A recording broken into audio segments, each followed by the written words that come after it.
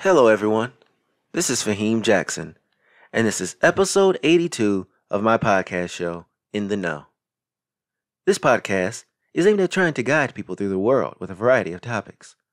I'm also using this platform to ask questions and try my best to answer these questions with my viewpoints of the world around me.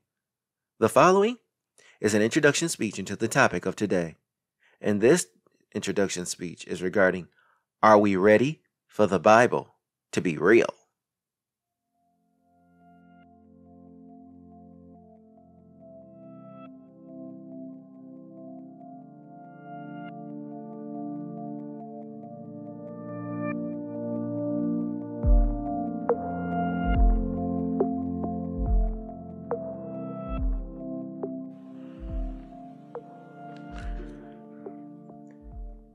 As a child growing up, I was a member of a Christian church. And in the family I grew up in, there were a lot of fundamentalist beliefs. And by fundamentalists, I mean beliefs that involve believing in the Bible and all its stories in its fullness. That means when God created Adam and Eve, that is how humanity was really created. This is problematic, especially when you know the science behind how humans truly came to be. Yet we still go along with this ideology. As time progressed, we're starting to see the decline of religious beliefs, especially Christianity in America. But let's observe something. What if the Bible is more real than we know it to be? Could some of these stories actually be something that took place? Maybe not 100% of what we know it to be, but to some degree the stories happened centuries ago. Well, this episode will give you some insight as to what would happen if the Bible were to be real. Are you ready for the Bible to be real? Let's look at the Christian text. In the Christian Bible, the text has been the book for a mass group of people for a few thousand years. Now you may think to yourself, the book I am reading today could not possibly be the words of God. Number one, the word of God is a stretch. Number two, the text has been rewritten and retranslated so much over time. How do we know the words of what we're reading is the truth? And it's because of this we have to consider this to be a faith base. Now, there are the fundamentalists who literally read the text and believe it to be the words of God. Do they have the proof that they are telling the truth? No, but neither do the people on the other side. No one has answers, and if you're looking for answers, you're not going to get much out of it. So what you have to do is look at the Bible as a book of inspiration, because we have no visual or audio of the time period since technology was not present. So it's all in the perception of the person. How about some of these biblical accounts? Reading as well as listening to the Bible, you can't help but notice the far-fetched stories. From Noah's Ark to Jesus helping the blind man see. We hear these stories and want them to be real so bad. Maybe because so many of us were raised in religious households. And no one wants to feel as if they're disrespecting their family or culture. Yet how do you not question what you hear? Faith-based is faith-based, but logic is logic also. Faith should not replace rational thinking. Now wait a minute, rational thinking?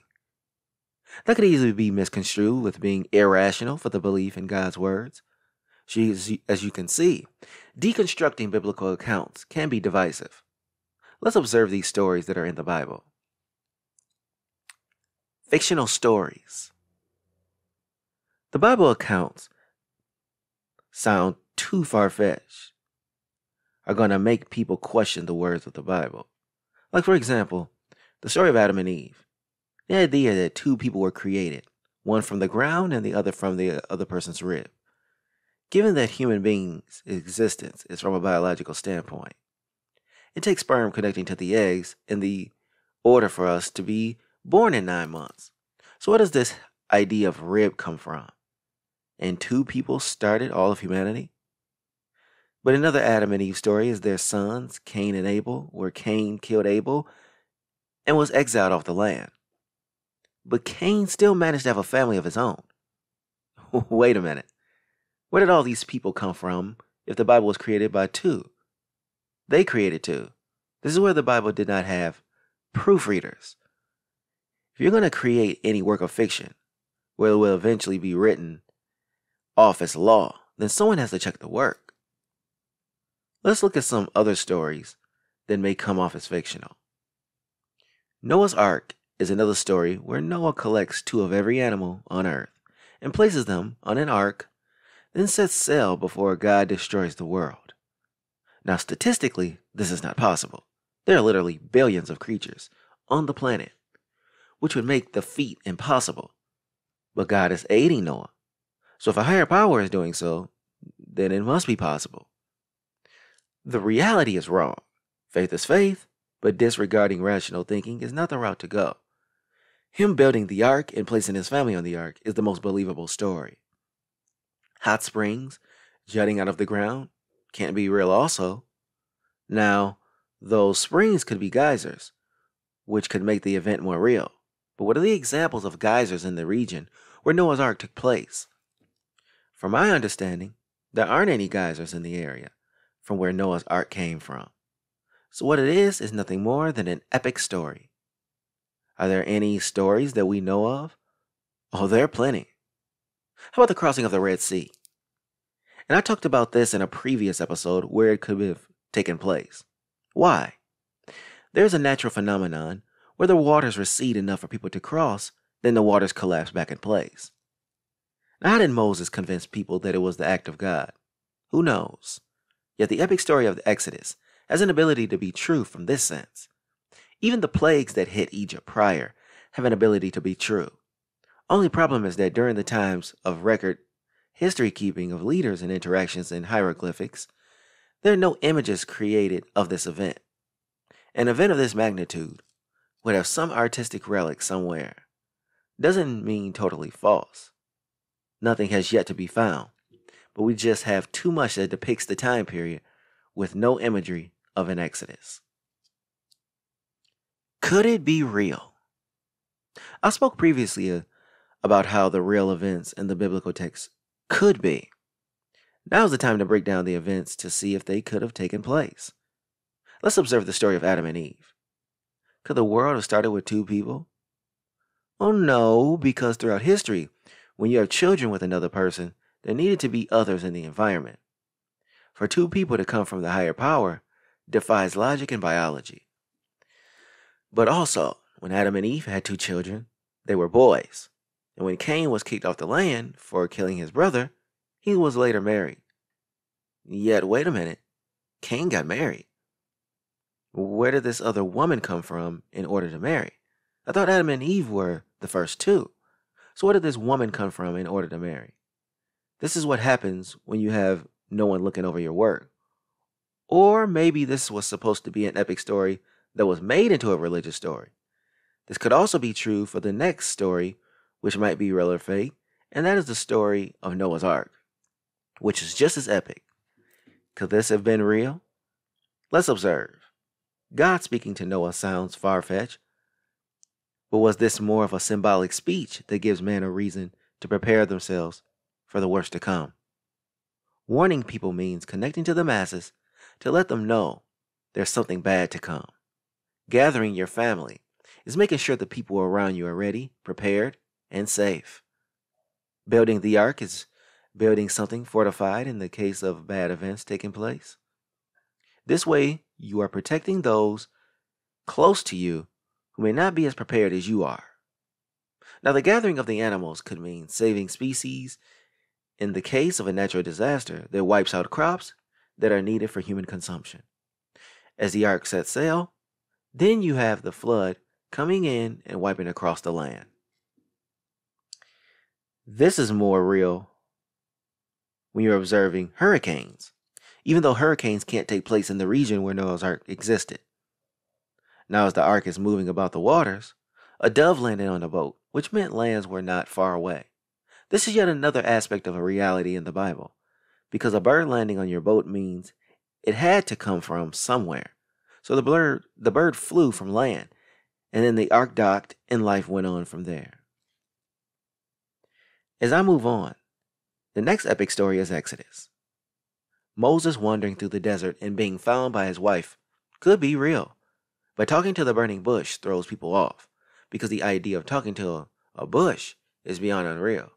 Yet this could mean an inspiring conversation that means something else. Kind of like Noah and God, this is Moses and God. This conversation encourages men to stand their ground and hold their own. Returning to Egypt and making demands of the Pharaoh could also be real. Still into today, we challenge leaders and their power over the people. Let's observe the plagues which swept across Egypt, all events that actually could have taken place. The locusts sweep over the lands, which happens on the continent of Africa. Even the deaths of the firstborn could be explained because the firstborn are usually during the time the firstborn are usually the ones who consume meals first in their birth order. And there are reasons to believe that illness may have come across the land due to the food being contaminated. The top layer was contaminated, but the other layers were left fine. Now let's go on to observe the gathering of the people and crossing the Red Sea. This is also something that could have taken place because this is similar to modern day protesting.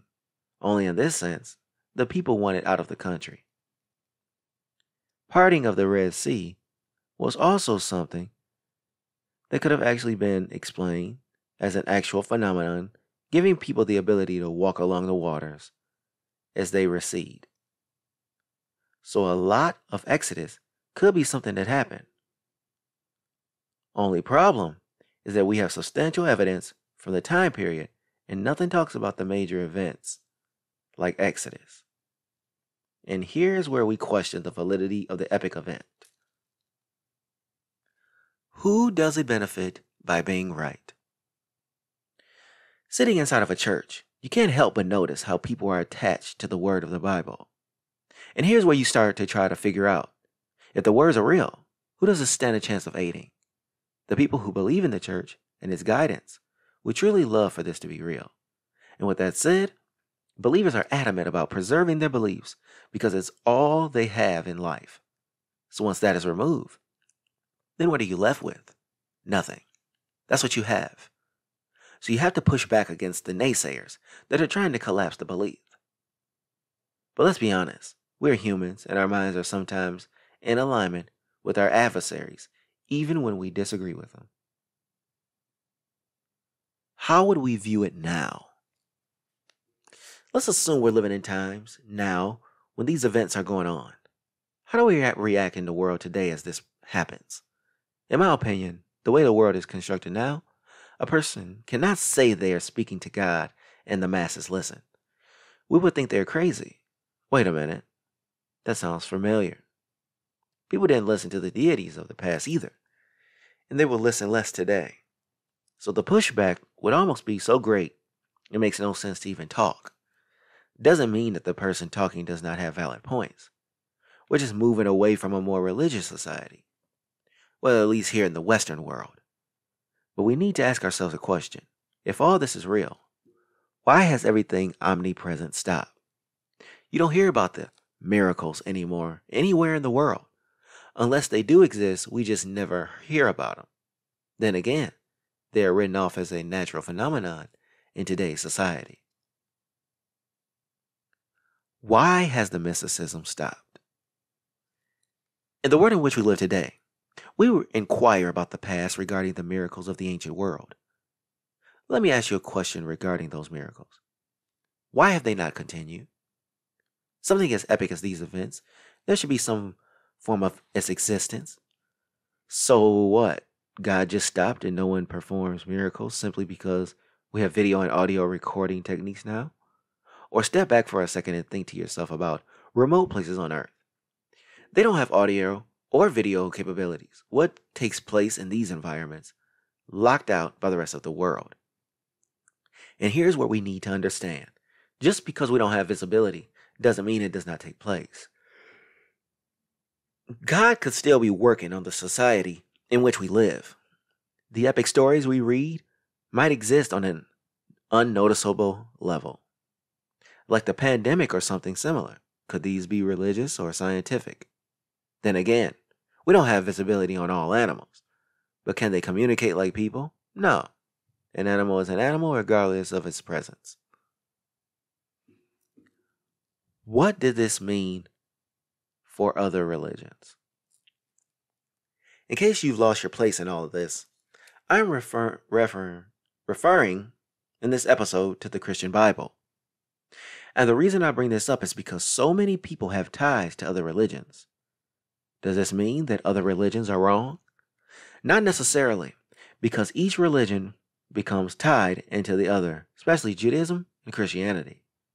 You never want to insult anyone else's religion by saying yours is wrong and mine is right. Now, if that is how it's taken, then that will be on the person. But as for me and this topic, it is surrounding religion. How are we prepared to live now? Let's assume that the stories we are hearing are real. What does this mean for at least the Western world? Do we all start believing in Christianity? The answer is no. Just because we have this newfound information doesn't mean the now lives according. Why? Well, this is not everyone is a practicing Christian. What should Jews and Muslims do? Because they're not giving up their belief system.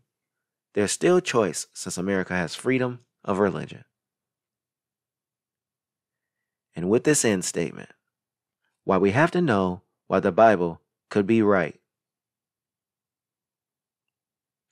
For centuries, there have been debates questioning the validity of religious beliefs. But what if, for a second, the Bible was right? How would society function knowing this? What are the impacts on other religions? Will this bring people closer to God? Or will people become frustrated knowing there was a God and never acted according to what they wanted? You see, no one is ready to ask themselves the uncomfortable questions regarding their faith base, yet we do it on a daily. Will we ever know the full truth of the past? Or will it become an ancient mystery that no generation can figure out? Thanks for listening to In the Know. I'll be bringing you the next episode regarding religion. The topic will be asking the question, what is God?